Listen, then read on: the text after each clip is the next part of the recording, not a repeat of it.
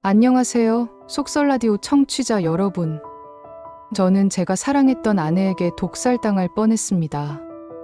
가장 가까운 사람이 저를 속이고 모든 것을 앗아가려 했을 때 저는 이미 제 삶의 가장자리에서 휘청이고 있었습니다.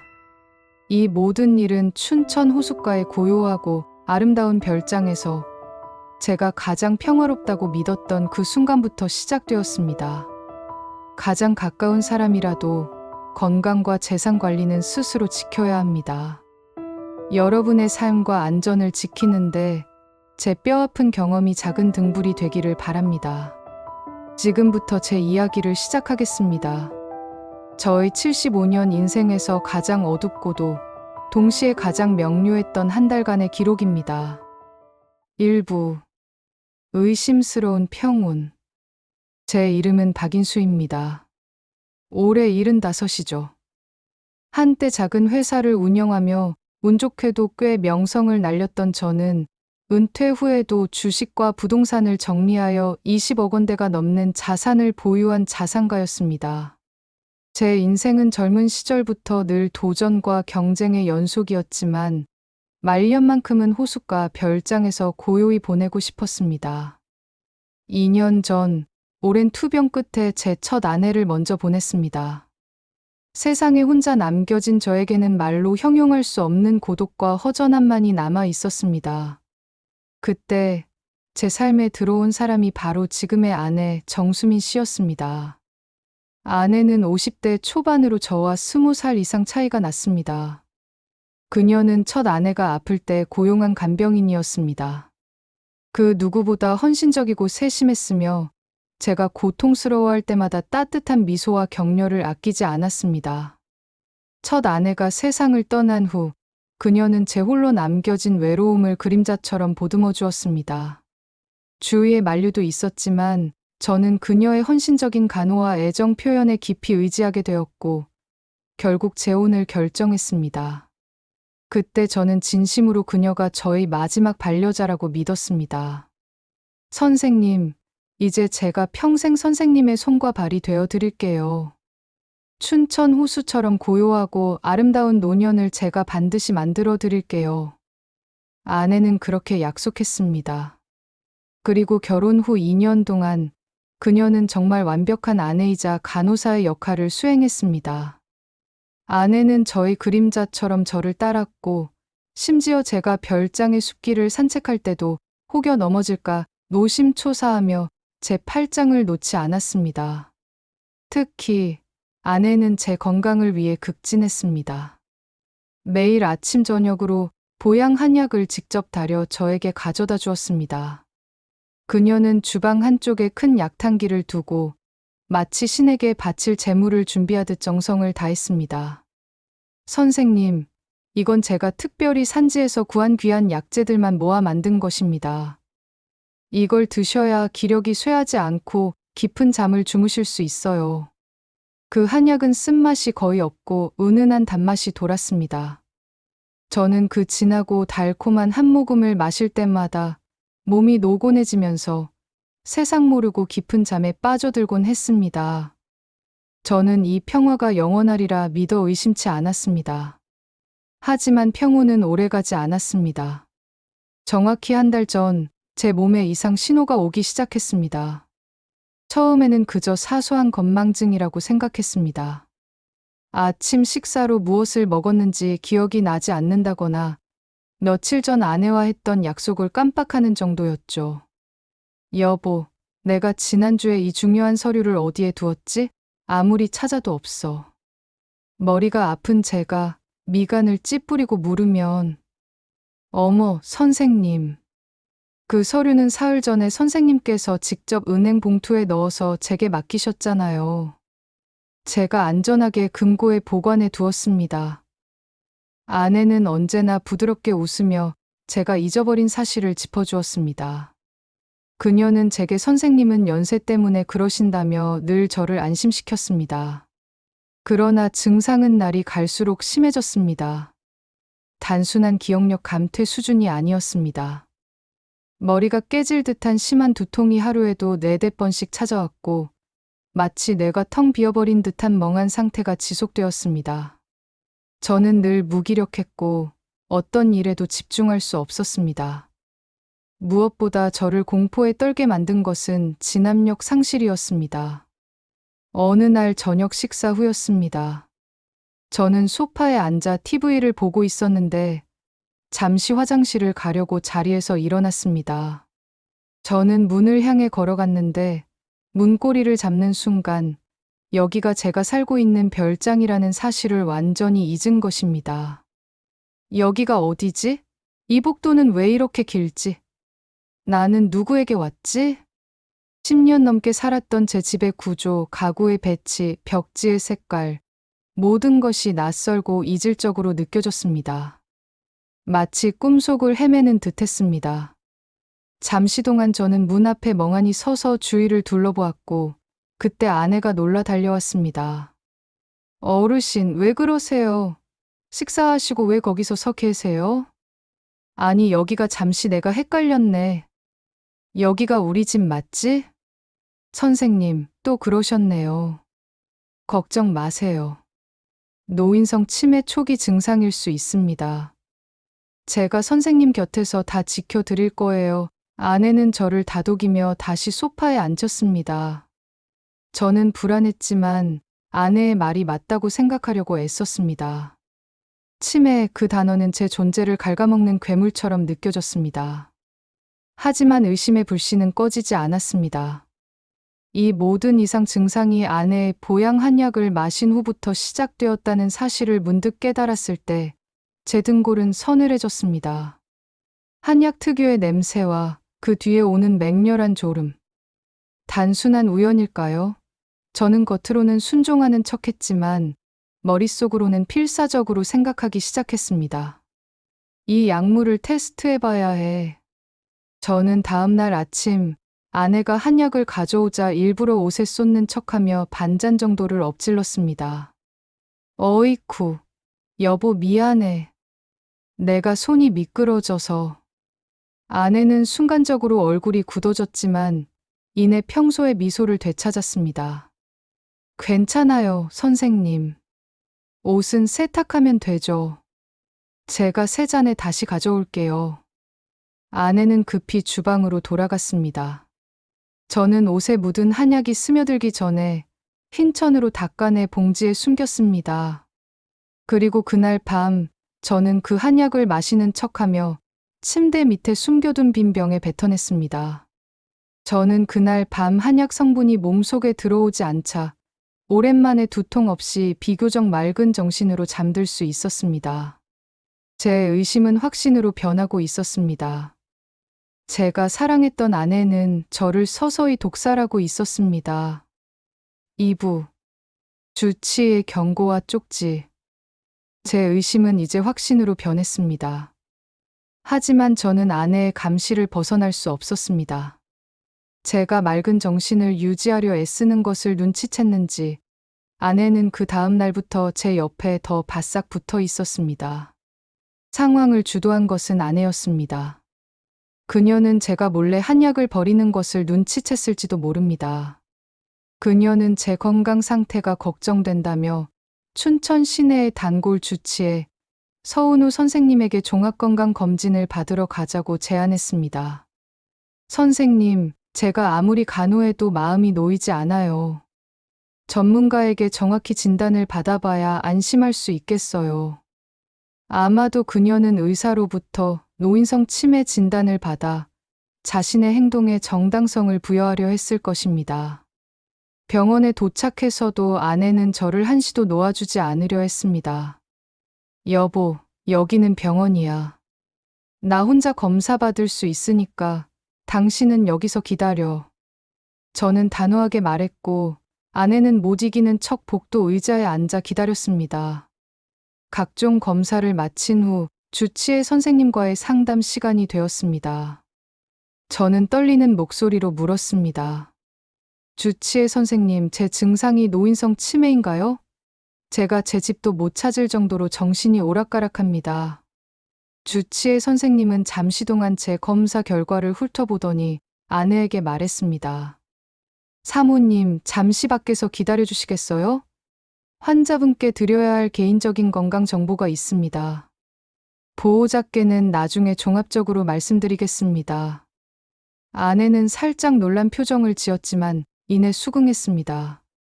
문이 닫히자마자 주치의 선생님의 표정은 완전히 바뀌었습니다. 그녀의 눈빛은 경고와 긴장으로 가득 차 있었습니다. 선생님, 지금부터 제 말씀을 아주 잘 들으셔야 합니다. 그녀는 목소리를 최대한 낮추었습니다. 선생님의 혈액 검사 결과 극도로 미세하지만 수면 유도제 성분이 지속적으로 검출되고 있습니다. 이것은 장기간에 걸쳐 소량씩 투여된 흔적입니다. 저는 충격으로 말이 나오지 않았습니다. 그녀의 전문적인 진단은 저의 모든 불안을 해소해 주었습니다. 이 약물은 기억력을 급격히 저하시키고 두통과 진압력 상실을 유발합니다. 이 모든 증상은 일시적인 치매 증상처럼 보이도록 꾸며진 것입니다. 하지만 MRI 결과 선생님의 뇌에는 치매의 흔적이 전혀 없습니다. 선생님은 육체적으로는 건강한 상태이십니다. 그녀는 주위를 살피더니 제게 과거의 이야기를 들려주었습니다. 사실 제가 예전에 요양원에서 수련의로 근무했습니다. 그때 지금의 사모님께서 그곳에서 간병인으로 일하셨습니다. 당시에 한 노인 환자가 갑작스러운 수면 중 사망으로 돌아가셨고, 그 이후 재산 상속 문제로 병원 내에서 소문이 아주 무성했습니다. 그녀는 불안한 눈빛으로 벽을 바라보았습니다. 저는 전문가로서 선생님의 증상이 단순한 노화가 아님을 확신합니다. 누군가가 선생님의 재산을 노리고 선생님의 의식을 서서히 앗아가는 중인 것 같습니다. 지금은 경찰에 신고할 수 있는 확실한 증거가 부족합니다. 제가 섣불리 움직였다가 오히려 사모님께 역공당할 위험이 큽니다. 저는 선생님이 무사히 이 상황을 벗어나 확실한 증거를 확보하시기를 바랍니다. 주치의 선생님은 제게 처방해줄 약 봉투를 집어 들었습니다. 그녀는 비타민과 소화제 처방전을 작성하는 척하며 작은 종이 한 장을 꺼내 급히 메모했습니다. 그리고는 그 종이를 비타민 약 봉투 사이에 조심스럽게 밀어 넣었습니다. 선생님, 지금 바로 사모님께 가세요. 그리고 이 약 봉투를 반드시 확인하십시오. 그리고 제게 연락할 방법이 있을 겁니다. 저는 고개를 끄덕였습니다. 상담실을 나와 아내에게 돌아가는 제 발걸음은 무거웠지만 이제 저를 도와줄 조력자가 생겼다는 사실에 힘을 얻었습니다. 별장으로 돌아와 아내가 잠시 빨래를 하는 틈을 타 저는 주치의 선생님이 몰래 끼워 넣은 종이를 꺼냈습니다. 종이에는 힘이 있는 글씨로 이렇게 적혀 있었습니다. 선생님, 지금 바로 도망치세요. 오늘 밤을 넘기면 위험합니다. 오늘 밤, 이 한마디는 제게 사형 선고이자 마지막 기회였습니다. 아내가 매일 다려주는 그 한약, 그것이 바로 저를 영원히 잠재울 독이라는 사실을 깨달았습니다. 저는 이 공포를 떨쳐내고 반드시 살아야 했습니다. 3부 필사의 탈출. 주치의 선생님의 경고는 제게 필사적으로 움직여야 할 이유를 주었습니다. 저는 당장 도망쳐야 했지만 아내는 저를 한시도 눈에서 떼지 않았습니다. 바로 그때 아내가 제게 말했습니다. 선생님, 내일 아침에 잠깐 시내 은행 VIP룸에 같이 가야 할 것 같아요. 선생님의 안전한 노후를 위해 통장 관리를 제가 도와드릴게요. 이제 선생님 건강이 예전 같지 않으시니 미리 대비해야죠. 통장 관리, 그것은 곧 재산 포괄 위임 서류에 서명을 하라는 뜻이었습니다. 주치의 선생님의 경고가 현실화되는 순간이었습니다. 그녀는 제가 완전히 정신을 놓기 전에 모든 재산을 가로채려 했던 것입니다. 다음 날 아침 저는 평소보다 더 명료하고 건강한 척 행동했습니다. 아내는 그런 저를 보며 흡족한 미소를 지었습니다. 아직은 통제가 가능하군. 그녀의 눈빛이 그렇게 말하는 것 같았습니다. 은행 VIP룸은 은은한 클래식 음악이 흐르는 고급스러운 공간이었습니다. 아내와 은행 지점장이 저를 기다리고 있었습니다. 아내는 제 옆에 바싹 붙어 앉았습니다. 선생님, 이 서류는 선생님의 안전하고 편안한 노후를 위한 것입니다. 모든 재산 관리를 저에게 포괄적으로 위임해 주시는 서류입니다. 제가 선생님을 대신하여 자산 운용과 필요한 지출을 관리하고 선생님이 혹시라도 불편해지는 일이 없도록 미리 준비하는 것이죠. 아내는 펜을 제 손에 쥐어주며 서명할 곳을 손가락으로 가리켰습니다. 저는 펜을 잡았지만 손이 떨려 글씨를 쓸 수 없었습니다. 제 전 재산 20억 원이 넘는 자산이 이 한 번의 서명으로 그녀의 손에 넘어가는 순간이었습니다. 여보, 잠깐만. 이 서류가 너무 복잡해서 말이야. 내가 잠시 머리가 어지럽네. 이 내용들을 내가 한 번만 더 읽어봐야겠어. 저는 시간을 끌었습니다. 서류를 읽는 척하며 제게 도망칠 틈이 생기기만을 간절히 기도했습니다. 아내는 인내심을 잃지 않고 달콤한 목소리로 속삭였습니다. 선생님, 걱정 마세요. 제가 선생님께 해가 될 일을 하겠습니까? 제가 얼마나 선생님을 사랑하는데요. 그냥 편안하게 서명하시면 됩니다. 그녀의 눈빛 속에서 저는 더 이상 사랑이 아닌 차가운 집착과 욕망을 보았습니다. 바로 그때 아내의 휴대전화가 울렸습니다. 그녀는 잠시 미안한 표정을 지으며 VIP룸을 나갔습니다. 죄송합니다, 선생님. 잠시 중요한 전화라 바로 다녀오겠습니다. 지점장님, 저희 남편분 잘 부탁드립니다. 이때다. 저는 급히 자리에서 일어났습니다. 손에 땀이 흥건했습니다. 지점장님, 죄송하지만 제가 아까 한약을 잘못 마셨는지 화장실이 너무 급해서요. 잠시 다녀와도 될까요? 지점장은 당황했지만 저희 노쇠한 모습을 보고 고개를 끄덕였습니다. 저는 최대한 느긋하고 자연스러운 걸음걸이로 VIP룸을 벗어났습니다. 복도를 걸으며 저는 화장실 쪽이 아닌 비상계단 쪽으로 향했습니다. 계단을 내려가는 발걸음은 평생 느껴보지 못한 만큼 가벼웠습니다. 진압력을 잃었던 한 달간의 고통이 잠시 잊히는 듯했습니다. 저는 살아야 했습니다. 지하 주차장으로 내려온 저는 익숙한 제 차를 발견하고 차 문을 열었습니다. 하지만 운전은 불가능했습니다. 차에 앉아 시동을 걸려던 순간 저는 주변을 둘러보았습니다. 그리고 주차장 기둥 뒤에 서 있는 2명의 건장한 남자들을 발견했습니다. 그들은 짙은 선글라스를 끼고 있었고 저를 향해 천천히 걸어오고 있었습니다.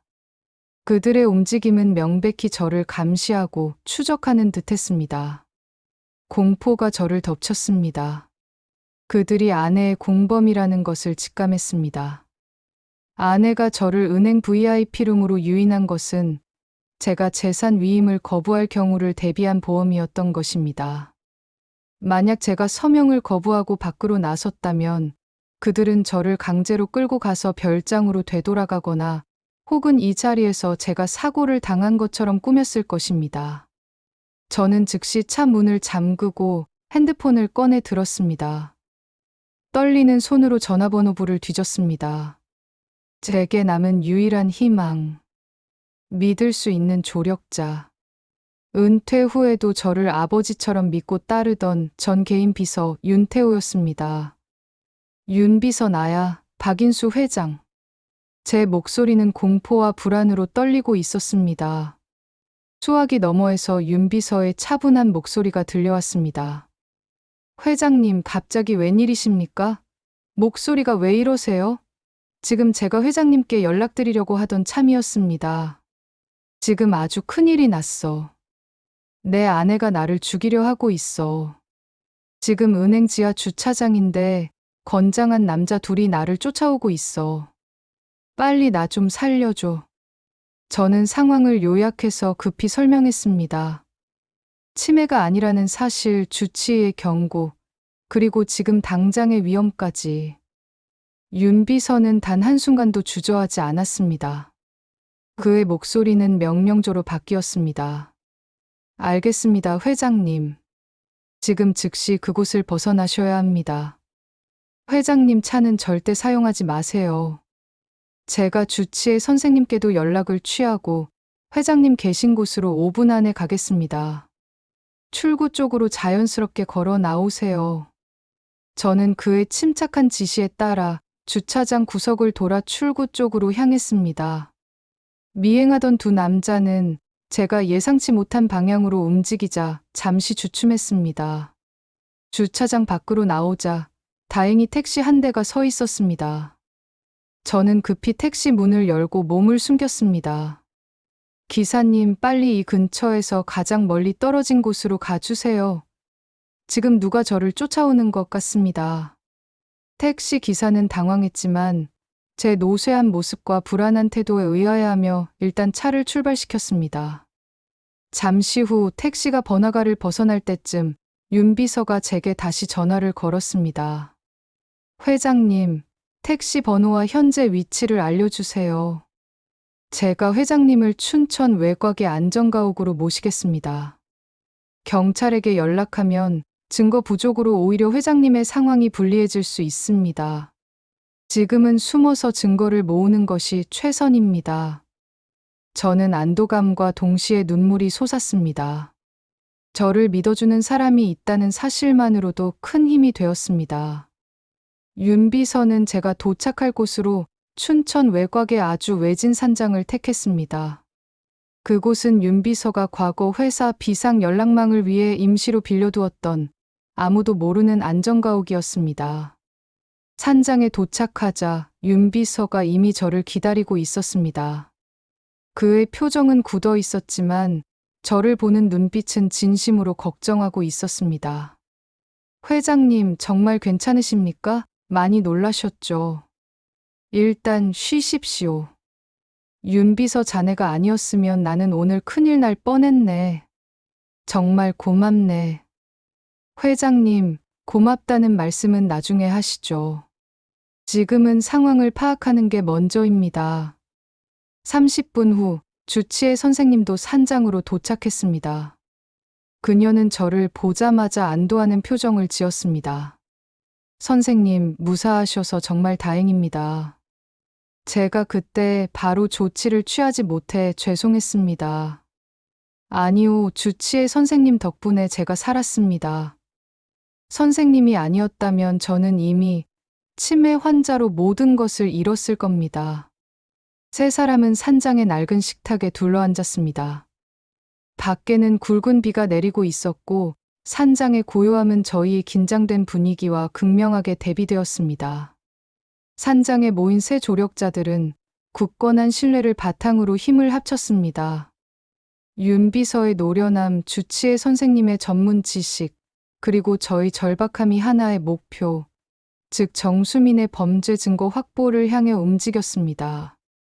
윤 비서는 제가 사라진 후 아내가 어떻게 행동하고 있는지 빠르게 정보를 수집했습니다. 그는 자신의 과거 인맥을 동원해 은행과 경찰 측의 움직임을 파악했습니다. 회장님, 사모님은 지금 별장으로 돌아가셨습니다. 그리고 예상대로 경찰에 연락해서 회장님을 노인성 치매 환자로 허위 가출 신고를 했습니다. 그녀는 경찰에게 남편이 재산 문제에 대한 불안감 때문에 잠시 정신을 놓고 사라졌다고 주장하고 있습니다. 아내의 거짓말은 완벽하게 포장되어 있습니다. 또한 사모님은 오늘 회장님께서 서명하지 못한 재산 포괄 위임 서류를 이용해 회장님의 계좌를 임시 동결시키고 모든 자산을 독점하려는 계획을 실행하고 있습니다. 그녀는 변호사를 통해 이미 재산 상속 관련 법적 절차를 검토 중이었습니다. 아내는 치밀했습니다. 제가 도망친 것마저도 자신의 시나리오에 활용하고 있었습니다. 치매 환자의 돌발 행동으로 모든 상황을 덮어씌우려 한 것입니다. 주치의 선생님은 단호하게 말했습니다. 약물의 양이 너무 미세해서 경찰이 즉시 살인 의도를 확정하기는 어렵습니다. 게다가 사모님은 간병인 출신으로 약물에 대한 지식이 풍부합니다. 증거를 남기지 않으려 했을 가능성이 큽니다. 저희에게는 현장에서 사모님께서 직접 약물을 투여하거나 혹은 자신의 음모를 폭로하는 결정적인 증거가 필요합니다. 저희는 별장으로 돌아가 아내의 마지막 계획을 역이용하는 최종 작전을 준비했습니다. 가장 먼저 윤 비서가 밤늦게 저의 호숫가 별장으로 몰래 잠입했습니다. 그는 제가 평소에 앉는 거실 소파 아래, 아내가 한약을 다리던 주방, 그리고 침실에 고성능 초소형 카메라와 도청 장치를 설치했습니다. 모든 영상과 음성은 실시간으로 인근 대기 차량에 전송되도록 설정했습니다. 윤 비서는 오랜 비서 경험을 바탕으로 아내가 주로 사용하는 모든 동선을 완벽하게 파악했습니다. 다음 작전으로 윤 비서는 주치의 선생님이 제공한 혈액 검사 자료와 함께 아내가 과거에 연루되었던 의심스러운 사건 기록을 토대로 경찰청 특수수사팀과 비밀리에 접선했습니다. 계획된 재산살인 미수라는 심각성을 강조했고, 특수팀은 현장에서 증거가 확보되는 즉시 진입할 수 있도록 별장 인근에 잠복했습니다. 모든 준비가 완료된 후 제가 마지막 행동을 취할 차례였습니다. 저는 이제 더 이상 겁먹은 노인이 아니었습니다. 저는 제 삶을 되찾기 위한 전장으로 돌아가야 했습니다. 4부 음모의 폭로. 다음 날 오후 저는 아내에게 전화를 걸었습니다. 제 목소리는 최대한 무너진 사람처럼 절망과 포기만이 남은 목소리처럼 연기했습니다. 여보, 나야. 내가 잠시 정신을 놓았었네. 치매 증상 때문에 내가 너무 무서웠어. 이제 모든 걸 포기할게. 당신 말대로 할게. 내가 별장으로 돌아가겠어. 나 좀 용서해줘. 아내는 예상대로 안심하고 저를 별장으로 유인했습니다. 그녀는 승리에 대한 확신이 가득했습니다. 어머, 선생님 정말이세요? 네, 지금 당장 오세요. 제가 선생님을 위해 따뜻한 차를 준비해 드릴게요. 제가 택시를 타고 별장 문을 열고 들어서자 아내는 환한 미소를 지으며 저를 맞이했습니다. 그 미소는 이제 제게 더 이상 사랑이 아닌 차갑고 잔혹한 가면처럼 보였습니다. 선생님, 정말 무사하셨군요. 들어오세요. 제가 얼마나 걱정했는지 아세요? 제가 선생님을 위해 특별한 차를 준비해 드릴게요. 아내는 저를 소파에 앉히고는 기다렸다는 듯이 재산 포괄 위임 서류 뭉치를 꺼냈습니다. 선생님, 이제 저를 믿으시죠? 제가 선생님의 노년을 안전하게 지켜드릴 거예요. 이 서류에 마지막으로 서명만 하시면 됩니다. 그러면 제가 모든 일을 깨끗하게 정리하고 선생님은 편안하게 지내실 수 있어요. 저는 떨리는 손으로 펜을 잡았습니다. 그 순간 아내는 주방으로 가더니 예쁜 크리스탈 잔에 붉은색 액체를 담아왔습니다. 그것은 평소의 보양 한약과 비슷한 색깔이었지만 묘하게 역한 냄새가 났습니다. 선생님, 이건 제가 선생님의 안정을 위해 특별히 달인 진액입니다. 어서 드세요. 이건 마시면 마음이 편안해지실 거예요. 아내는 잔을 제 앞에 놓으며 이제는 승리의 순간을 즐기려는 듯 숨기지 않는 차가운 눈빛을 보냈습니다. 선생님, 이제 끝내야죠. 제가 선생님을 모신 2년 동안 얼마나 힘들었는지 아세요? 사랑하는 척, 헌신하는 척 선생님의 재산을 얻기 위해 제가 얼마나 많은 희생을 치렀는지 아세요? 그녀는 차분하게 그리고 잔혹하게 자신의 음모를 폭로했습니다. 녹화되고 있는 상황을 알 리 없는 그녀는 자신의 완벽한 범죄에 도취되어 있었습니다. 선생님은 치매가 아니었어요. 제가 드린 한약에 들어있던 미세한 수면 유도제 성분 때문에 기억력이 떨어진 것처럼 보였던 것이죠. 제가 예전에 일하던 요양원에서 배운 기술이랍니다. 노인들은 조금만 아파도 치매로 오해받기 쉽거든요. 병원 기록도 제가 다 만들었습니다. 완벽하게. 당신 어떻게 나한테 이럴 수가 있어? 내가 당신을 얼마나 믿었는데. 저는 절규했습니다. 하지만 사실 제 절규는 곧 경찰 특수팀에게 보내는 신호였어요. 믿음이요? 선생님의 그 20억 원이 저를 믿게 만들었죠. 이제 그만 미련 버리세요. 이 잔에는 선생님이 한 달 동안 드셨던 약물의 20배가 넘는 양이 들어 있습니다.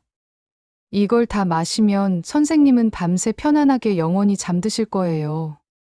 병원에서는 연세 때문에 심장마비가 왔다고 진단할 겁니다. 제가 그렇게 만들었거든요. 아내는 제 멱살을 잡고 잔을 제 입에 억지로 갖다 대려고 했습니다. 바로 그 결정적인 순간 별장문이 부서지며 경찰 특수팀이 들이닥쳤습니다. 경찰입니다. 움직이지 마십시오. 아내는 제 입에 잔을 들이밀려다 뒤에서 들려오는 날카로운 소리에 얼어붙었습니다. 잔은 바닥에 떨어져 깨졌고 붉은 액체가 거실 바닥에 퍼졌습니다. 경찰들이 아내를 체포했습니다. 살인 미수, 재산 사기, 공문서 위조 및 증거 인멸 혐의로 긴급 체포합니다. 아내는 체포되는 순간까지도 소리를 질렀습니다. 이건 함정이야. 이 늙은이가 치매 때문에 거짓말하는 거라고. 하지만 별장 곳곳에 설치된 초소형 카메라가 그녀의 마지막 폭로와 살인 미수 행위를 생중계로 녹화하고 있었습니다. 그 녹화 영상은 그녀의 모든 주장을 무너뜨릴 결정적인 증거였습니다. 저는 온몸에 힘이 풀려 소파에 주저앉고 말았습니다. 저는 살았고 사건은 세상에 큰 충격을 주었습니다. 완벽한 간호와 사랑으로 위장한 재산살인 미수국이었습니다. 아내는 결국 구속되었고 그녀의 공범이었던 두 남자도 함께 체포되었습니다. 그들은 아내에게 고용되어 재산 상속 과정에서의 잡무와 감시 역할을 했던 것으로 드러났습니다. 경찰 조사와 병원 검진 결과 아들마저도 의심했던 저의 노인성 치매 증상이 거짓으로 밝혀졌습니다. 혈액 속에서 수면 유도제 성분이 완전히 사라지자 제 기억력은 돌아왔고 진압력 상실 증상도 없어졌습니다. 저는 건강한 상태로 판명되었고 저희 모든 재산은 안전하게 보호되었습니다. 저는 저를 구한 윤비서와 주치의 선생님에게 진심으로 감사 인사를 전했습니다. 그들의 용기와 지혜 그리고 저를 향한 믿음이 없었다면 저는 지금 이 자리에 없었을 것입니다. 저는 윤비서와 주치의에게 회사를 정리하며 마련했던 특별 경력금을 전달하며 자네들은 내 목숨과 남은 인생을 구해줬어. 평생 은혜를 잊지 않겠네. 라고 말했습니다. 윤비서는 눈물을 글썽이며 저희 남은 노후를 돕겠다고 약속했습니다. 주치의 선생님은 잔잔하게 웃으며 대답했습니다. 선생님, 괜찮습니다. 의사로서 제가 해야 할 일을 했을 뿐입니다. 다만 선생님께서 건강하고 평온하게 지내시는 것이 저에게 가장 큰 보상입니다. 저는 별장을 떠나지 않았습니다. 그곳에서 겪은 악몽을 극복하고 다시 그곳을 평온한 안식처로 만들고 싶었습니다. 저는 이제 매일 아침 호숫가를 산책하며 새로운 삶을 살고 있습니다. 저는 스스로에게 되뇌입니다. 제가 겪은 일은 너무나 충격적이었지만 이것이 저에게 준 가장 큰 교훈이 있습니다. 가장 가까운 사람이라도 건강과 재산 관리는 스스로 지켜야 한다. 재산 관리뿐만 아니라 스스로의 몸에서 오는 작은 이상 신호도 무시해서는 안 됩니다. 혹시라도 저처럼 주변의 누군가가 여러분의 건강 이상을 당연한 노화나 치매로 치부한다면 반드시 믿을 수 있는 제3자의 전문적인 진단을 받아보셔야 합니다. 시니어 여러분, 여러분의 삶은 여러분의 것입니다. 아무리 사랑하고 믿는 사람이라도 여러분의 권리와 안전은 그 누구에게도 양보해서는 안 됩니다. 저처럼 극적인 상황을 겪지 않으시기를 바라며 늘 건강하고 평온한 노년을 보내시기를 진심으로 기원합니다. 감사합니다.